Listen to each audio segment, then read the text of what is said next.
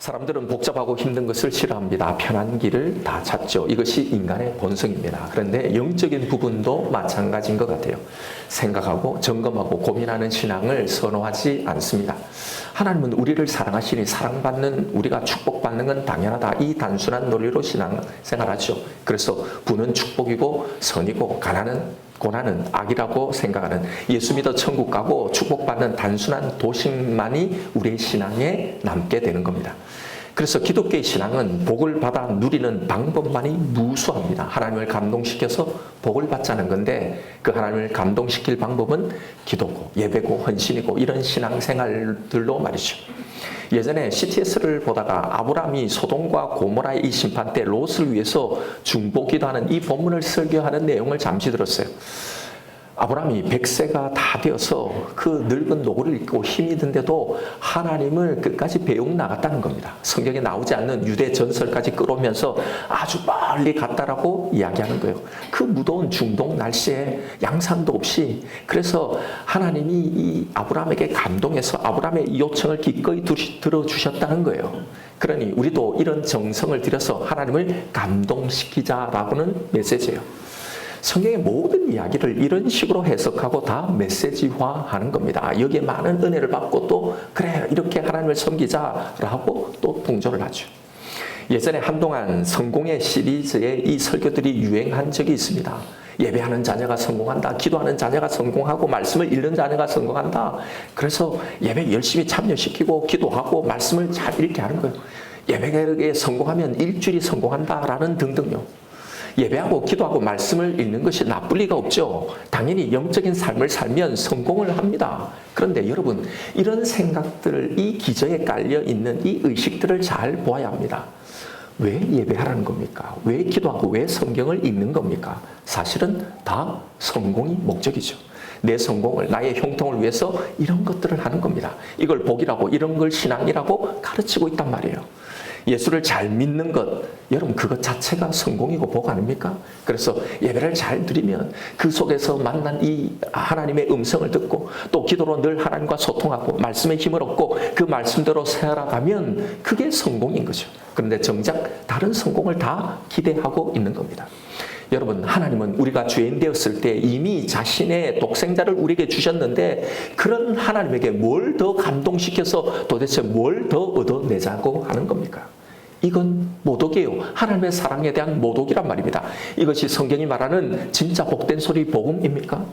이렇게 기독교는 복에 환장한 사람들의 종교가 되어가고 있는 겁니다. 오늘 본문에는 너무나 중요한 말씀이 나와요.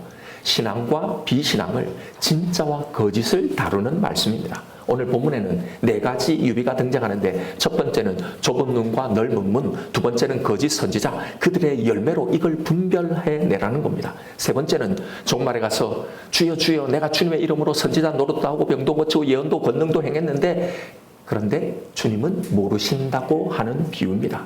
마지막은 반석과 모래 위에 지은 집의 비유로 나와 있습니다. 자, 이 4가지 비유는요, 각각 별개의 말씀인 것처럼 보이지만 사실은 다 하나의 주제로 연결되어 있습니다. 그런데 오늘 이 말씀에 대한 치명적인 오해들이 우리에게 존재합니다. 이것에 대해서 우리가 가지고 있는 이 오해들을 걷어내면서 예수님의 이 긴 설교의 결론이 뭔지, 과연 예수님은 우리에게 뭘 말씀하려고 하셨는지에 대해서 살펴보려고 합니다. 먼저 첫 번째, 좁은 문과 넓은 문의 말씀에 대한 오해예요. 넓은 문은 예수를 믿지 않는 세상 사람들, 불신자들이 가는 길이고, 좁은 문은 우리처럼 예수를 믿는 신자들이 가는 길이라고 오해합니다. 아니에요. 제가 이 부분을 늘 말씀드렸지만 이 둘은요, 예수를 믿는 신앙인들에게 존재하는 2가지 신앙의 길을 말하는 겁니다. 이 사실은요, 주님의 이름을 부르지만 주님의 이름으로 선지자 노릇도 하고 권능도 행하고 결국 그렇게 했지만 결국은 천국에 들어가지 못한다는 이 3번째 비유에서 여실히 증명되고 있는 겁니다. 그들은 분명 소위 말해 교회를 다니는 믿는 신자였단 말입니다. 두 번째, 거짓 선지자의 구별, 열매로 그들을 알리라는 이 말씀이에요. 이 말씀의 핵심은, 그러니 우리도 좋은 열매를 맺자, 하나님 원하시는 이 열매를 맺자가 이 말의 핵심이 아닙니다. 열매가 나무의 정체를 드러내는 것이기에 열매로 이게 진짜인지 거짓인지, 거짓 가르침을 분별하라는 말씀이에요. 핵심은요, 분별에 있는 겁니다. 분별하라. 우리가 받는 이 가르침, 우리가 듣는 설교, 우리가 공부하는 이 말씀 공부에도 진짜가 있고 거짓이 있다는 겁니다. 성경의 말씀이라고 설교라고 다 진짜가 아니라는 거예요. 다 진리가 아니라는 겁니다. 이걸 너희들은 분별해야 한다는 거예요. 세 번째, 주여 주여 하는 자마다 다 천국에 들어가지 못한다는 이 말씀인데, 이건 사실 우리를 두렵게 하고 떨리게 하는 말씀이죠. 주님의 이름으로 선지자 노릇도 하고 주의 이름으로 귀신도 쫓아내고 주의 이름으로 많은 권능을 행했다고 하는데, 주님은 도무지 모르시겠다고 하시니 더 불안한 거죠. 사실 이걸 보면 객관적으로 나보다 더 열심히 신앙생활한 것 같은데 천국에 못 간다고 하니, 그럼 나는 진짜 갈 수 있나? 혹시 나도 이렇게 열심히 신앙생활하는데 마지막에 가서 주님이 모르신다고 하면 어떡하나라는 이 불안함이 든단 말입니다. 여러분, 이 말씀에 대한 막연한 두려움을 버리시길 바랍니다. 이것은요, 얼마나 네가 더 열심히 행했느냐 이에 대한 말씀이 아니에요. 왜냐하면 이렇게 보세요. 열심히 행했는데도 예수님은 그들의 열심을 불법이라고 정의하고 계시기 때문에요. 핵심은요, 21절 끝에 하늘에 계신 내 아버지의 뜻대로 행했느냐 그렇지 않느냐, 하나님의 뜻대로 믿었느냐 안 했냐, 여기에 결정이 난다는 겁니다. 그렇다면 우리가 행해야 할 하늘에 계신 내 아버지의 뜻이 무엇인가 하는 겁니다. 이건 뒤에 결론에서 말씀을 드릴 거예요. 그러니 설교를 끝까지 잘 들어보십시오. 요지를 먼저 말씀드리면 이건 우리를 불안케 하려는 말씀이 아니라는 거예요. 나중에 이것에 대해 설명을 드릴게요. 자, 네 번째 비유인 반석 위에 지은 집과 모래 위에 지은 집의 비유입니다. 여기서 집을 짓는다는 건요, 쉽게 말해서 이 땅에서 우리가 하고 있는 이 신앙생활, 이걸 비유한 거예요. 역시 이 비유도 열심히 너희가 신앙의 집을 지으라는 게 아니고요, 어디 위에 집을 지었느냐, 너희의 신앙의 이 기초가 어디에 놓여 있느냐, 여기에 따라 운명이 나뉜다는 말입니다. 그러니 보십시오. 결국은 다 똑같은 이야기예요. 좁은 문이든 넓은 문이든 모두 다 문으로 길을 다 걸어갑니다. 이거 뭐예요? 신앙생활을 다 하고 있단 말이에요. 나쁜 열매든 좋은 열매든 그들 모두 다 열매를 맺습니다. 나름의 신앙의 열매들, 보이는 열매들이 다 있단 말입니다. 주님이 아시든지 모르시든지 나름 주님의 이름으로 열심히 신앙생활을 했단 말입니다. 반석 위든 모래 위든 다 각자의 신앙의 집이 있단 말입니다. 그걸 짓고 있었단 말이에요. 그러니 신앙생활을 했느냐 안 했느냐, 교회를 다녔느냐 안 다녔느냐 나뉘는 것이 아니란 말입니다. 다시 말씀드리지만 예수님은 오늘 말씀에서 열심히 나를 믿어라, 열심히 신앙생활해라, 그러니 어떤 내가 받기에 합당한 그런 좋은 열매를 맺어라, 어떤 결과물을 그런 집을 지어라 라고 하시지 않아요. 열심히 신앙생활을 해도, 열심히 열매를 만들어내도, 열심히 집을 지어도 그 결과물을 만들어도요, 천국에 못 간다는 말입니다. 신앙의 행위가 아니라 우리의 신앙이 서 있는 이 토대에 대한 말씀이에요. 여러분, 성경은 믿는 자들이 읽습니다. 바꿔 말해 지금 이 말씀을 누구에게 하신 거예요? 믿는다고 생각하는 자들에게, 이렇게 교회에 나와 예배드리고 있는 자들에게 하신 말씀입니다. 기도하고 있는 자에게, 예배드리고 있는 자에게, 하나님을 위해서 섬기고 있는 자들에게 주신 말씀이란 말입니다. 신앙생활하고 있는 자들에게요. 이 말은, 그러니 내 신앙은 단순히 내가 지금 기도하고 있는 것으로, 예배드리고 있는 것으로, 봉사하고 있는 것으로 다 된 게 아니라는 말입니다. 물론 이것도 제대로 안 되는 분들이 많지만요, 성경에는 무엇을 믿고 있어야 하는지, 어떻게 믿고 있어야 하는지에 대한 이 말씀으로 가득 차 있는 겁니다. 성경의 대부분의 이야기가 너희들은 이 신앙을 가지라는 이야기보다는 사실은 우리가 이미 가지고 있는, 믿고 있는 이 신앙에 대한 점검에 관한 이야기가 훨씬 더 많아요. 믿기는 믿는데, 믿는 자들이 다 읽으니까요. 믿기는 믿는데 과연 무엇을 믿느냐, 어떻게 믿느냐가 문제라는 겁니다. 이게 진짜 중요한 문제라는 거예요. 단순히 믿는 게 다가 아니라. 여러분, 구약의 이야기에서 역사서들을 보면 이스라엘 백성들을 고발하는 대표적인 사사기의 이야기를 보면요, 이 사사기의 이야기는 하나님을 완전히 떠나 바알 종교로 개종한, 너희들이 이렇게 개종했느냐, 이 개종자들에 대한 고발의 이야기가 아니에요. 여전히 하나님의 언약궤 앞에서 제사를 드리고 예배를 드리고 있는 그들의 신앙에 대한 고발 이야기란 말입니다. 선지서를 수놓고 있는 수많은 선지자들의 외침은요, 이방인들을 향한 외침이 아니었어요. 절기를 지키고 제사를 드리고 있는 이스라엘 백성들을 향한 선포였잖아요. 제사를 드리지 않는 것이 문제가 된 게 아니라 하나님과 상관이 없는 헛된 제사가 문제가 된 거란 말입니다. 그래서 하나님은 말라기를 통해 헛된 이 분향, 헛된 제사를 드리지 못하도록 누가 이 성전문을, 예배당 문을 좀 닫았으면 좋겠다라고 하신 거예요. 그들 못 나오게. 이게 구약 전체인 역사서와 선지서의 내용이란 말입니다. 신약도 다를까요? 신약도 마찬가지입니다. 독사의 자식들이라고 외쳤던 이 소련 요한의 외침이 누구를 향한 외침이에요? 당대 가장 경건한 신학 1위라고 칭송받던 자들을 향한 외침이에요.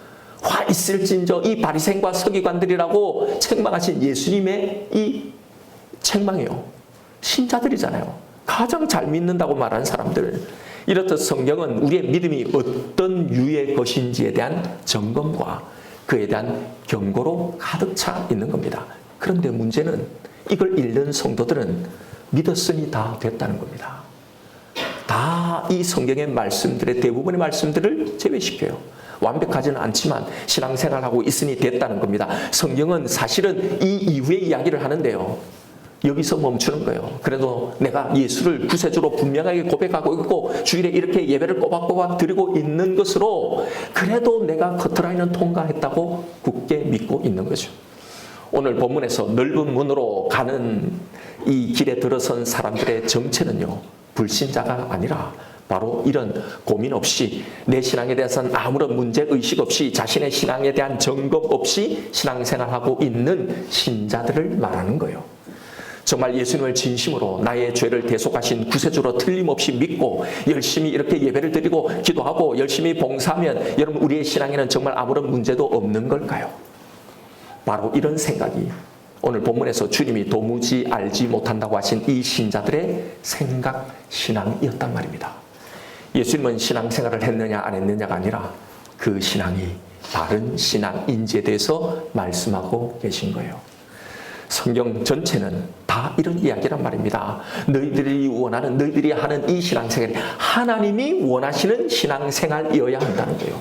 이게 성경 전체 이야기라고 말씀드렸는데 여러분 오늘 이 예수님의 말씀이 구약에는 어떻게 표현되어 있는지 이게 구약과 어떻게 통일되어 있는지를 한 가지 예시를 보여드릴게요. 신명기 27장에 가보면 가나안 입성을 앞둔 상태에서 모세가 여호수아와 백성들에게 한 가지 지시를 내립니다. 신명기 27장 4절부터 보면 이런 지시예요. 너희가 요단을 건너거든 내가 오늘 너희에게 명하는 이 돌들을 에발산에 세우고 그 위에 석회를 바를 것이며 또 거기서 내 하나님 여호와를 위하여 제단 곧 돌단을 쌓되 그것에 쇠 연장을 대지 말지니라. 너는 다듬지 않는 돌로 내 하나님 여호와의 제단을 쌓고 그 위에 내 하나님 여호와께 번제를 드릴 것이며 또 화목제를 드리고 거기에서 먹으며 내 하나님 여호와 앞에 즐거워하라.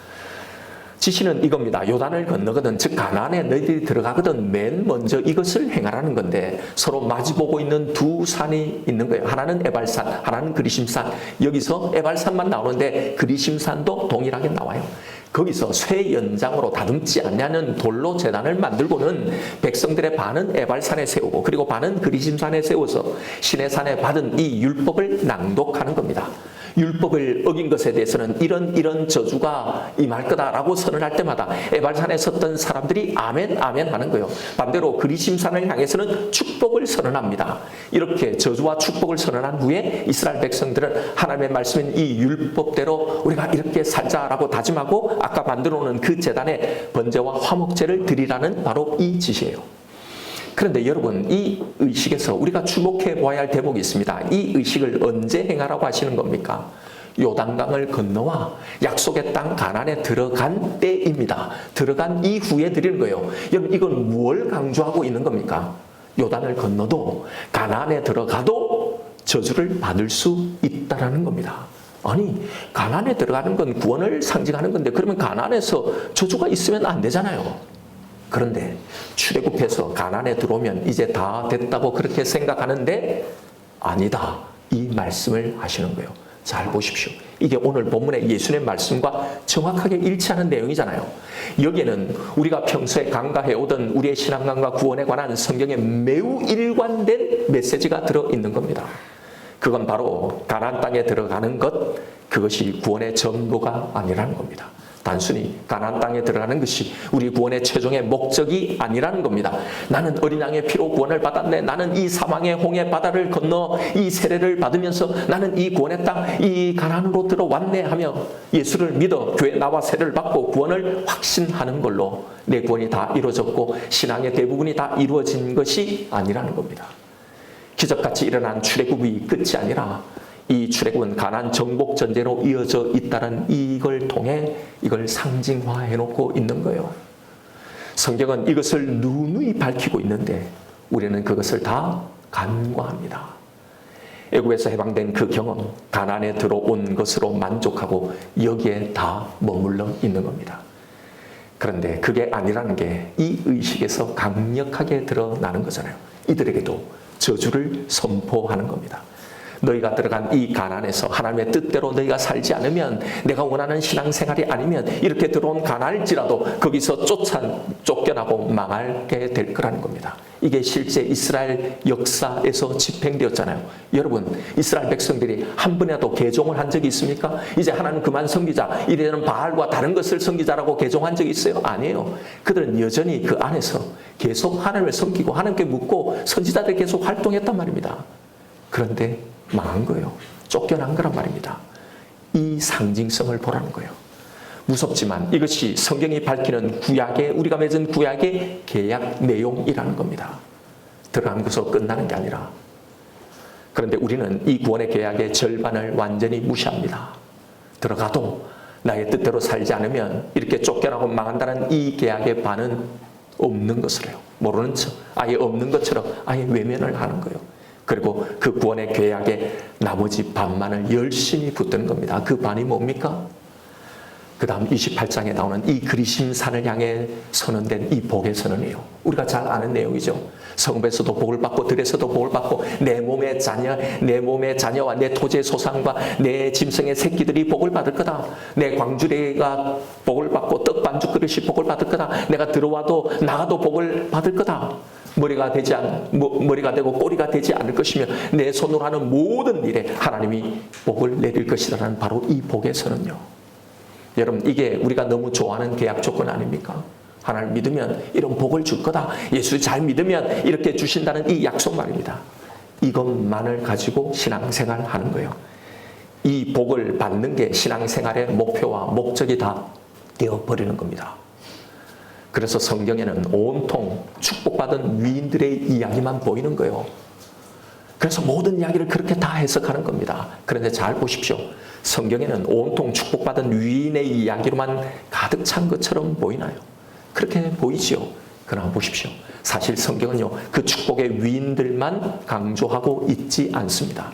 그 위인들 옆에 축복에서 제외된 사람들의 이야기가 함께 있다는 걸 알아야 합니다. 노아의 이야기는요, 심판을 없이 여기다가 그 홍수에 죽은 사람들의 이야기가 있잖아요.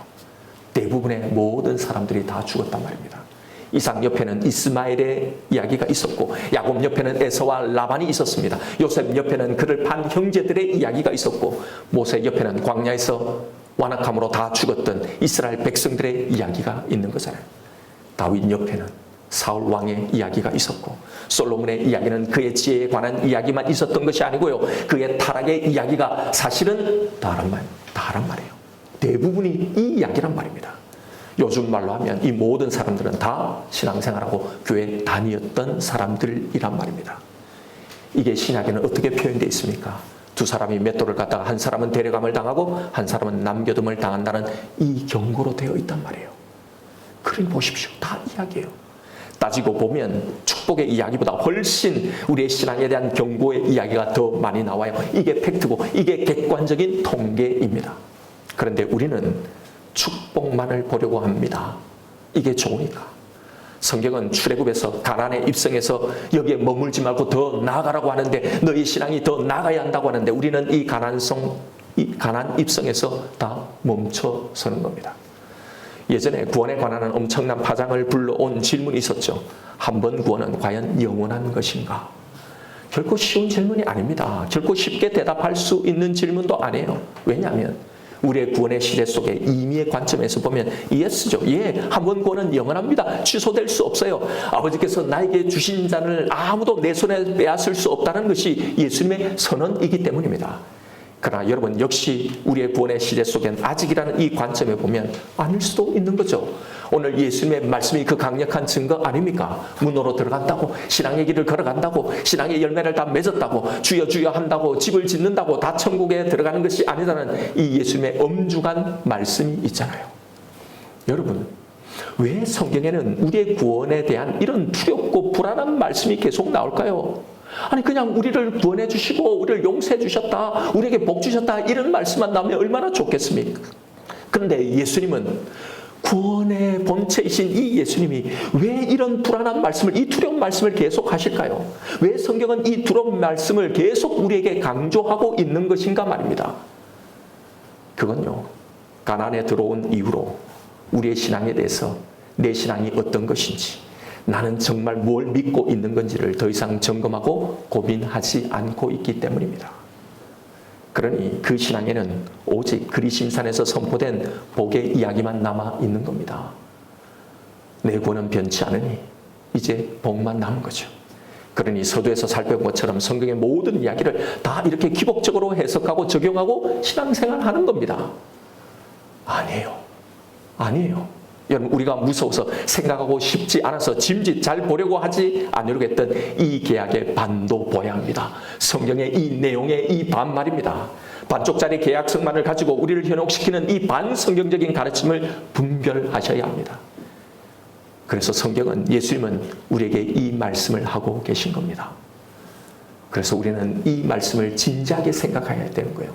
고로 여러분, 암 환자에게 빨간 약 발라주고는 곧 나을 거라고, 건강해질 거라고, 다 잘 될 거라고 하는 이 이야기는요, 이 거짓 위로를 우리는 경계해야 합니다. 암이라는 것은 몸을 찢고 그 암덩이를 도려내고 끄집어내야 살 수 있고 건강해질 수 있는 거예요. 이게 진짜 치유고, 이게 진짜 위로고, 이게 진짜 축복인 겁니다. 그래서 예수님이 이 말씀을 하신 거예요. 그런데 그런 말씀을 우리는 잘 들으려고 하지 않습니다. 여러분, 설교는 여러분이 원하는 말, 내가 듣고 싶은 위로, 내가 필요한 위로가 아니라 여러분이 잘 보지 못하고 또 잘 보려고 하지 않는 이 부분을 보게 하려고 하는 게 설교예요. 여러분, 교회는 듣고 싶은 말을 들으려고 오는 게 아니라 내가 듣기 싫은 말을 들으려고 와야 하는 겁니다. 여러분, 헬스장에 왜 갑니까? 돈을 내고 내가 하기 싫은 이 운동을 왜 하려고 가는 겁니까? 왜요? 힘들어도 그게 좋은 걸 아니까? 그러니 내 돈 내고 내가 하기 싫어도 그걸 하는 거잖아요. 그런데 말씀은 왜 그렇게 듣지 않느냐 말입니다. 그런데 여러분, 이런 말씀에도 여기에도 바른 균형이 필요한 겁니다. 우리가 여기서 행하는 이 의식 속에 그리심산의 복만을 붙들고 이렇게 신앙생활하는 것, 이것도 문제이지만 반대편 에발산의 이 저주를 붙들고 신앙생활하고 있는 것도 문제라는 겁니다. 출애굽하고 구원의 땅 가나안에 들어와도 저주를 받고 쫓겨날 수 있다는 이 말을 들으면 우리는 불안하죠. 사실은 오늘 예수님의 말씀도 이런 말씀이니까요. 나더러 주여 주여 하는 자가 다 천국에 들어가는 게 아니고 하나님 아버지의 뜻대로 행하는 자라야 그래야 갈 수 있다. 마지막 날에 많은 사람들이 나는 신앙생활 했고 선지자 노릇했고 귀신을 쫓아내고 예수님의 이름으로 많은 권능을 행했다고 할지라도 얼마나 대단한 신앙생활입니까? 그런 자라도 천국에 들어가지 못할 자들이 많을 거라는 이 말씀을 들으면 불안한 겁니다. 아버지의 뜻대로 행하는 자라야 천국에 간다고 하니까, 그러면 율법을, 말씀을 잘 지켜야 하나? 못 지키면 천국 못 가나? 근데 실상 내 모습 보면 다 못 지키잖아요. 늘 실패하는 내 모습이잖아요. 그러니 두려운 거예요. 이렇게 복과는 반대로 이 불안이 지배하는 이 신앙생활의 위험도 존재하고 있다는 겁니다. 이 불안함으로 우리를 끌고 가는 거짓 선지자도 존재하고 있다는 말이에요. 여러분, 이런 말씀들이 우리에게 불안함을, 두려움을 조장하고 있다면 그건 성경을 잘못 읽은 겁니다. 이 구약의 말씀을, 이 구원을요, 이 예수님의 말씀을 전혀 잘못 이해하고 있는 겁니다. 율법대로 살지 않으면 너희들은 이 땅에서 쫓겨난다, 망한다, 천국 못 간다라고 말씀하시니 그런 것처럼 보이죠. 그런데 여러분, 다시 이 신명기에서 하나님이 명하신 이 의식을 잘 한번 살펴보십시오. 이런 저주가, 이런 두려움의 경고의 말씀이 목적하는 바가 무엇인지를 말입니다. 이걸 어떻게 읽어야 하는지를 말입니다. 오늘 이런 말씀의 의도가 뭔지, 예수님이 무슨 의도로, 무슨 목적으로 이 말씀을 하셨는지, 우리는 어떻게 이 말씀을 읽고 적용해야 하는지를 분명히 아시길 바랍니다. 자, 여러분 설명을 드릴게요. 이 의식을 다시 찬찬히 살펴보십시다. 신명기 27장의 지시를 보면 백성들을 두 무리로 나누죠. 그래서 축복을 위해서는 그리심산에 반을 세우고 저주를 위해서는 에발산에 반을 세웁니다. 그런데 이 둘을 잘 비교해 보면요, 에발산에서 저주를 선포할 때 모든 백성들이 그 저주의 항목마다 아멘 아멘 하라고 지시를 합니다. 그리고 실제로 그렇게 해요. 가서 한번 읽어보십시오. 신명기 27장, 28장의 내용을요. 그런데 그리심산에서 축복을 선언할 때는 백성들의 아멘이 없습니다. 아멘 하라고 시키지 않았다는 거죠. 여기에 메시지가 담겨 있는 겁니다. 우리의 모습을 보면 아무리 우리를 둘러봐도 축복을 받을 만한 자격이 전혀 없다는 걸 우리 스스로 잘 알죠. 우리는 당연히 죄 아래, 저주 아래 있는 것이 당연한 우리의 기본값이고 이게 우리의 실체입니다. 바로 이걸 고백해 하려는 겁니다. 저주를 받아야 하는 것은 너무나 마땅한 사실이지만 축복은요, 은혜인 거예요. 자격 없는 자에게 주신 은혜요. 우리의 실력과 우리의 됨됨이로는 도무지 이런 축복을 받을 자격이 없는 존재라는 겁니다. 바로 이 두 대조를 통해서 이걸 보여주려고 하시는 거예요. 이걸 안 지키면 너희들은 지옥 간다가 아니라, 그런데 그런 저주밖에 받을 수 없는 우리가 어떻게 이런 축복을 받아 누리게 되었을까요? 이걸 말하시려고 하는 겁니다. 바로 이 위에 너의 신앙을 쌓으라고요. 그 비결 역시 이 의식에 담겨 있습니다. 자, 이 저주와 축복의 이 두 산 사이에 하나님은 뭘 준비하라고 하십니까? 신명기 27장 5절이에요. 또 거기서 내 하나님 여호와를 위하여 제단 곧 돌단을 쌓되 그것에 쇠 연장을 대지 말지니라. 너는 다듬지 않은 돌로 내 하나님 여호와의 제단을 쌓고 그 위에 내 하나님 여호와께 번제를 드릴 것이며 또 화목제를 드리고 거기에서 먹으며 내 하나님 여호와 앞에서 즐거워하라. 왜 하나님은 쇠 연장으로 다듬지 않은 돌로 제단을 쌓으라고 하셨을까요? 여기서 다듬는다는 게 의미하는 바가 있기 때문이고, 인간의 의도, 노력, 이 공적이 들어갔다는 걸 의미하는 겁니다. 그런데 다듬지 않는 돌로 단을 쌓고 그 위에 번제와 화목제를 드린다는 것, 지금 이렇게 선포된 이 저주는요, 그 어떤 인간의 노력이나 행위나 공적으로 해결될 수 없다는 걸 상징하고 있는 겁니다. 그렇다면 다듬지 않는 돌로 쌓은 이 제단, 인간의 노력이나 공로가 전혀 없는 그 제단 위에 올려진 이 제물, 이 화목의 번제물과 그 제단은 누굴 상징하냐 말이에요. 바로 예수 그리스도를 상징하는 거잖아요. 그러니 잘 보십시오. 이 전체 의식이 뭘 말하려고 하는지, 이 의식이 의도하는 바는요, 단순히 율법을 잘 지켜서 너희들이 저주를 받지 말고 지옥 가지 말고 천국 가라, 복을 받으라, 이거 못 지키면 너희들 다 지옥 간다라는 게 아니라요. 그 누구도 하나님의 복을 받을 자격이 있는 인간은 없다라는 이 자백을 먼저 받아내시는 거란 말입니다. 그래서 모두가 저주를 받을 수밖에 없다는 거예요. 그래서 저주가 선포될 때마다 아멘 아멘 하라고 하는 거예요. 그런데 이 모든 저주를 하나도 남김없이 바로 이 예수가 복으로 바꾸었다는 겁니다. 그러니 이 의식은요, 에발산의 저주의 선포 때문에 너희들이 이것 안 지키면 가난에 쫓겨날 거다, 천국에 못 들어간다, 여러분 이 선포 때문에 무섭고 두려운 의식이 아니라, 예수님의 이 말씀은 두려움의 말씀이 아니라 오히려 이것에서 구해주시는 이 축복의 선언이고 이 축복의 의식이 되는 거예요. 그래서 아무리 우리에게 이 무시무시하고 이 두려운 율법이 선포된다 하더라도 이건 오히려 우리를 두렵게 하는 게 아니라 이렇게 우리가 받은 은혜가 얼마나 큰지를 확인하게 하는 역할을 하는 거예요. 그러니까 보십시오. 오늘 본문에서 예수님 말씀하신 하나님의 뜻대로 행해야 천국에 들어간다고 하신 것에서 아버지의 뜻대로 행하는 게 뭡니까? 이 율법을 잘 지키는 겁니까? 성경의 말씀을 하나도 어김없이 다 지켜야 한다는 이게 아버지의 뜻인가요? 이렇게 우리가 읽으니까 우리는 이 말씀을 읽을 때마다 두렵고 불안하고 부담스러운 겁니다. 이제 여러분, 오늘부터는 성경에 나오는 이 모든 두려운 말씀에 대한 이 오해가 완전히 사라지기를 바랍니다. 여러분, 이건요, 우리를 불안하게 하고 두렵게 하려는 이야기가 아닙니다. 우리를 겁박해서 이 신앙의 길을 걸어가게 하려는 그런 의도가 전혀 아니란 말입니다. 무슨 말입니까? 그러니까 그러니까 네 신앙을 점검하라는 겁니다. 네 신앙에 대해서 고민하라는 겁니다. 네가 뭘 믿고 있는지 그 믿음의 내용을 계속 확인하라는 겁니다. 네 신앙이 어디에서 있는지를 확인하라는 거예요. 그리심산이냐 에발산이냐 아니면 이 가운데 다듬지 않는 제단과 그 번제물 위에 네 신앙이 굳건하게 서 있느냐 말입니다. 그래서 뭘 하게요? 오히려 우리의 구원을 더 확실하게 붙들게 하려는 목적인 거예요. 바로 내 위에, 이 반석 위에, 이 사랑 위에 세우라는 겁니다. 율법에 대한 말씀대로 살지 못한 우리의 실력에 대한 그 해결은 언제 끝난 겁니까? 여러분, 이미 구약에서요. 이미 이 율법을 주시면서 이 율법을 기록해 놓은 이 신명기에서 결론이 났잖아요. 우리가 이걸 몇 번이나 살펴봤잖아요. 이 율법의 결론이 뭐였습니까? 결국은 너희는 이걸 못 지킨다는 거였잖아요. 절대로 못 지킨다는 거였잖아요. 하나님이 직접 우리에게 말씀하신 거예요. 이 율법을 주면서요. 그래서요, 오직 용서로만 해결된다는 걸 말하려고 이 긴 율법의 조문을 주신 거란 말입니다.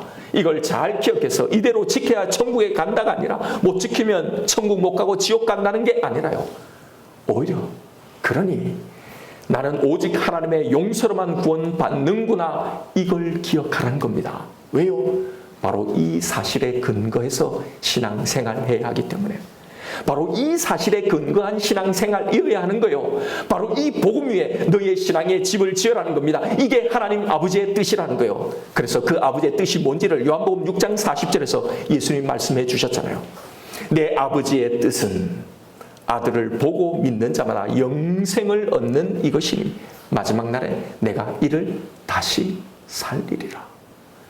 결국 하나님이 이 성경의 모든 말씀을 통해 우리에게 전하시려고 한 당신의 뜻이 뭡니까? 우리의 가능성이 아니잖아요.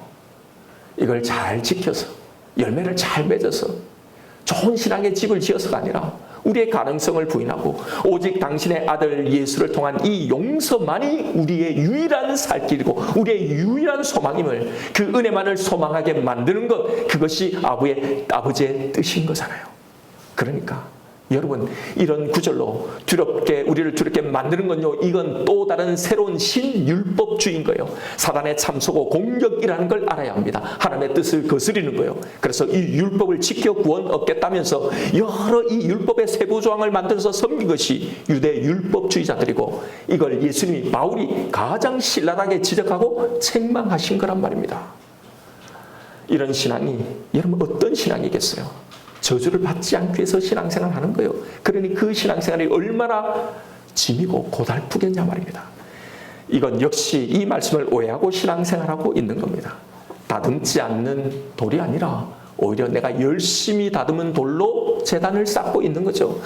내 기도로, 내 헌신으로, 내 신앙생활로 저주는 없애고 이 축복을 보장받으려고 하는 겁니다. 보세요. 다 이런 신앙생활을 하고 있는 거예요. 그러니 이 축복은 더 이상 은혜가 아니고 내 행위에 대한 보상이 되어 있는 거죠. 내가 받아내야 할 당연한 보상이니 내 기대대로 충족되지 않으면, 기도해도 들어주지 않으면 불만이 쌓이는 거예요. 그래서 섭섭하고 시험에 들고 힘들고 다 우울해하는 겁니다. 다 이 길을 걸어가고 있는 거란 말이에요. 거기에는 믿어졌으니 이제 보상을 해달라는 요구만 있지 말로 다 할 수 없는 이 하나님의 은혜란 없단 말입니다. 여러분, 신앙생활이란 저주가 무서워서 하는 게 아니라 감사하기 때문에 하는 겁니다. 그 감사 때문에 살아가는 거예요. 그래서 이 요구가 가나안에 들어온 후에 요구되어지는 겁니다. 이렇게 하면 들여보내주겠다가 아니라 들어온 너희는, 너희의 신앙은 여기 위에서 있어야 된다, 이 말이요. 가나안에 들어온 이 자체가 쇠 연장으로 다듬지 않는 그 제단과 제물로 말미암아 아닙니까? 그러니 당연히 감사가 나와야 하는 것 아닙니까? 그러니 이제 주신 땅에서 해야 할 일이 생기는 거죠. 걸어가야 할 길이, 맺어야 할 열매가, 지어야 할 집이 생긴단 말입니다.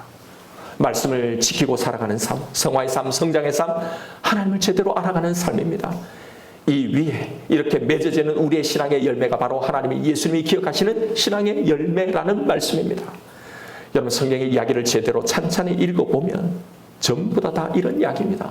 하나님, 예수님, 성령님 잘 믿어서 꼬리가 되지 말고 머리가 다 되자, 세상에서 축복받고 성공해서 그래서 이걸 가지고 하나님께 영광을 돌리자, 이런 이야기가 아니란 말입니다. 이런 신앙 가난에 들어간 걸로 모든 것이 다 해결됐다고 만족하는 이 사람들, 이 신앙에 대한 경고로 가득 차 있단 말이에요. 그런데 왜 우리는 이런 사실을 보지 못할까요? 성경을 읽으면서도 왜 이 사실을 망각할까요? 사실은 생각하고 고민하기 싫기 때문입니다. 생각하며 상고하며 성경의 말씀을 읽지 않기 때문입니다. 이걸 무사유의 사유가 없는, 생각이 없는 죄라고 말하는 거예요. 바른 신앙에 대한 고민이 없는 죄, 왜 죄인가요? 하나님의 뜻에 대한 고민이 없이 신앙생활한 것, 이것 자체가 죄인 겁니다. 여러분, 이렇게 사람들이 말하죠. 복잡하게 믿지 말고 단순하게 믿자. 여러분, 이 말이요, 내 꼼수를 버리고 하나님이 원하시는 이 뜻만 생각하고 믿자라는 말이라면 이건 선한 말이지만, 그냥 아이고 내가 믿어온 대로 나는 믿을란다, 나는 복잡하게 이렇게 생각 안 할란다, 어차피 나는 정말로 믿고 있는데 뭐 믿으면 천국 가는 것 아닌가, 그런 거라면 여러분, 이게 바로 모래 위에 신앙을, 이 집을 올리는 것과 같다는 겁니다. 아무 생각 없이 믿는 것, 고민과 성찰의 부재가 바로 이 악을 발생시키는 거예요. 왜요? 하나님의 뜻과 전혀 무관한 신앙생활, 이게 불신이고 이게 믿지 않는 거고 이게 악인 겁니다. 그게 넓은 문이고 그게 넓은 길이고 그게 찌그러 불태워질 나무와 그 나무가 맺은 열매이고 그게 도무지 주님이 기억하시지 않을 신앙생활이고, 그게 바로 우리가 이 땅에서 떠나 하나님 앞에 설 때 아무런 흔적조차 남지 않을 모래 위에다 내 평생도록 지은 내 신앙의 집인 거예요. 여러분, 가난에 들어온 것이 다가 아니라고 목 놓아 외치는 하나님의 음성을 무시하지 마십시오. 예전에 목회를 하면서 제 목회에 대해서 굉장히 우울에 빠진 적이 있었습니다. 제 목회를 돌아보면서 나는 그래도 하나님 앞에 건강한 교회를 세워보고 모든 성도들을 건강한 신자로 세워보려고 노력했는데 사실은 그게 쉽지가 않은 거예요. 내 생각대로 그렇게 교회가 세워지고 성도들이 자라는 것 같지 않고 오히려 여러 가지 오해와 문제들이 생기고요. 그러니 기도를 해도 복음을 선포해도 목회를 해도 기쁨이 없는 겁니다. 더 깊이 이 부분을 들어보고 기도를 했어요. 그때 하나님의 음성이 들려온 거예요. 만약에 네 목회에서, 네가 목회에서 성도들이 매주 불어나고 늘어나고 교회가 막 부흥하고 성장했다면 네가 우울해 하겠느냐? 한 대 맞은 것 같았어요. 결국 내 영적인 이 상태를 좌지우지하는 건요, 내가 믿는 복음이 은혜가 아니었습니다. 내가 맞이한 결과고 내가 만나는 환경이었던 거예요. 실상 내 신앙이 좋은 줄 알았는데 내가 어떤 환경에 처하냐에 따라서 이게 바뀌는 거예요. 복음과는 완전히 무관하게. 실상 복음이 내 삶 가운데, 내 영적인 그 가운데 아무런 영향을 미치지 못하고 있더라는 겁니다. 내 삶과 내 신앙의 이 사역의 중심에 복음이라고 나는 생각했는데 실상은 내 삶 속에 어떤 일이 일어나느냐, 어떤 일이 벌어지느냐, 어떤 결과가 일어나냐, 여기에 따라 다 좌지우지되고 있었던 거예요. 좋은 일이 생기면, 일이 생각대로, 내 생각대로 잘 풀리면 이게 하나님의 은혜고 이게 기쁨이고 감사가 나고 신앙생활하고 기도할 맛이 나고 목회할 맛이 나는데, 그런데 안 좋은 일이 생기면 이 하나님의 사랑도 이 복음도 어찌할 수 없이 한없이 나락에 떨어지는 겁니다. 그러다가 어쩔 수 없이 그 상황에 적응하고 체념하고 아이고 그렇게 이게 신앙생활인 것보다 하고 그렇게 가는 거예요. 여러분, 복음이 아무런 영향을 미치지 못하는 신앙생활이 있다는 걸 알아야 합니다. 예수를 믿지만, 복음을 믿는다고 하지만 이 복음이 나에게 아무런 영향을 미치지 못하고 내가 겪는 이 문제 하나도 해결하지 못하는 이 신앙생활이 있다는 걸 알아야 합니다. 바로 이걸 이야기하는 거예요. 오늘 이 예수님의 말씀. 이걸 신앙생활이라고 하고 있는 신자들이 있다는 겁니다. 이것에 대해서 아무런 문제의식을 가지지 못하고 그저 지금 내가 당연한 내 문제 해결에만 그냥 편안하고 무난한 이 삶에만 몰두하고 있는 신앙생활이요. 여러분, 이것이 오늘 예수님 말씀하시는 넓은 문으로 들어가는 신앙인 거예요. 여러분, 내가 뭘 지금 믿고 있는지, 내가 믿는다고 하는데 내가 믿는다는 내 믿음의 내용이 뭔지를 점검해 보십시오. 이 시대는 복음이 멸종된 시대라고 합니다. 그래서 복음 위에 기초를 듣고 서 있는 이 신앙생활이, 그래서 좁은 문으로, 좁은 길로 들어가는 매우 적은 자들이라고 말하는 거예요. 그래서 복음의 능력이 완전히 사라진 교회에서는 헛된 위로만 난무합니다. 복음 없이도 문제를 해결할 방법들이 설파되어지고 있는 겁니다. 넓은 문에 서 있는 수많은 성도들은 복음 말고 지금 내 상황을 변화시킬 이 방법을 말해달라고 합니다. 우리에게 복음은 내 문제를 해결하고 내 삶을 안정적이고 여유롭고 성공을 보장해주는 이 도구로 전락해 할 뿐인 거예요. 그러나 여러분, 예수님이 말씀하고 있는 이 복은 이런 것이 아니었잖아요. 산상수훈에서 예수님이 선포하신 복은 이것과 전혀 다른 것이었습니다. 어떻게 복음의 길을, 어떻게 신앙의 길을 걸어가는 자가 복되다고 했습니까? 심령이 가난한 자가, 애통하는 자가, 의에 줄이고 목마른 자가 의를 위해서 핍박을 받는 그 삶이 복된 길이라고 했습니다. 우리를 욕하고 박해하고 우리를 거스러 모든 악한 말을 들을 때 그 신앙의 길이 복되다고 했습니다. 내가 한 일을 아무도 모를 때 복되다고 했습니다. 내가 유명한 사람이 되었을 때가 아니라 내 뜻대로 되지 않을 때 그래도 하나님은 선하십니다라는 우리의 고백, 바로 이게 복이라고 했습니다. 어떤 상황 가운데서도 하나님을 아버지로 제대로 대접해 드림이 복이라고 했습니다. 어때요? 우리가 아는 복과 같은가요? 너무나 거리가 먼 것 같지 않습니까? 여러분, 바로 이것이 하늘에 계신 하나님 아버지의 뜻이고, 이것이 좁은 문으로 들어가는 것이고, 이것이 반석 위에 집을 짓는 신앙생활이라고 하시는 겁니다. 여기 하나님을 감동시켜 축복을 받아내려는 넓은 문에 선 신자들은 결코 경험할 수 없는 복들이 있는 겁니다. 십자가의 사랑을 하나님 주시는 가장 큰 복으로 생각하는 이 사람만이 이 길을 걸어갈 수 있기 때문이에요. 이런 복음의 능력을 전혀 체험하지 못하고 있으면서도 복음을 이야기하면 성도들은 다 안다고 합니다. 지루해합니다. 복음의 능력을 조금이라도 경험하지 못하면서도 이 복음을 내가 이미 다 믿고 안다라고 말합니다. 그래서 교회는 넓은 문으로 들어가는 사람들이 넘쳐나는 거예요. 그리고 복음의 능력도 모른 채 그 복음과는 완전히 무관한 삶을 살아가는 겁니다.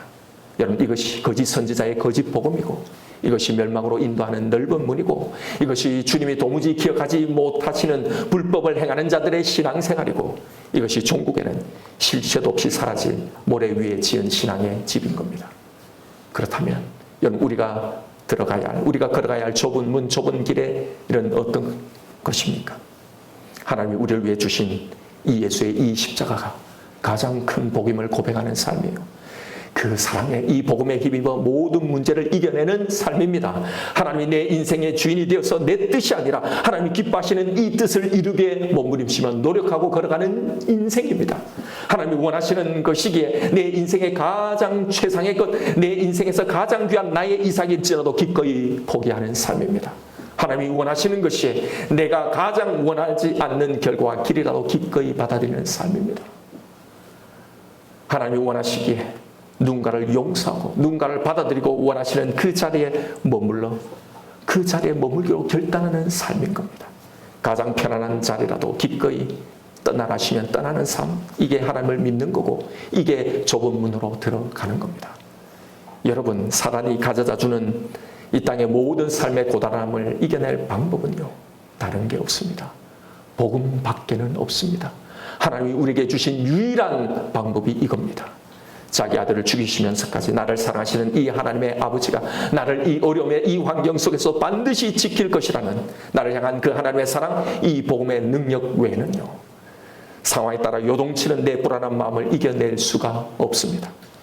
문제 해결을 위해 얄팍한 거짓 복음에 휘둘리지 말고요, 정도를 걸어가야 하는 겁니다. 많은 사람들이 찾는다고 주류라고 진리가 아닙니다. 다른 많은 크리스찬들이 아무리 딴 이야기로 간증을 쏟아낸다 할지라도 주류를 쫓는 것이 아니라 진리를 쫓아야 합니다. 하나님의 뜻대로 신앙생활하는 이 좁은 문, 좁은 길로 걸어가십시다. 하나님의 사랑, 복음이 언제나 내 모든 문제에 충분한 답이 되게 하십시다. 그리고 그 답을 누리십시다. 그리고 이제는 두려움으로, 불안함으로 신앙생활하지 마십시다. 오늘 이 말씀이 우리에게 주신 그 예수님의 이 의도, 이걸 깨닫고 이걸 붙들며 나가십시다. 여러분, 나를 구원하여 여기에 세우신 하나님의 목적을 생각하세요.